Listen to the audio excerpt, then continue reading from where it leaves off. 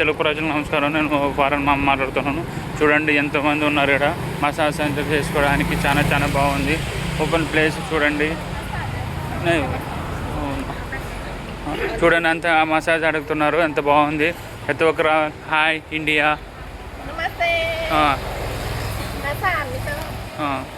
చూడండి మసాజ్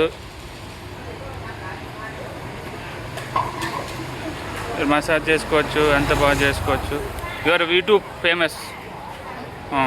చూడండి అంత బాగున్నారు. మసాజ్ చేసుకోవచ్చు. అంత బాగుంది.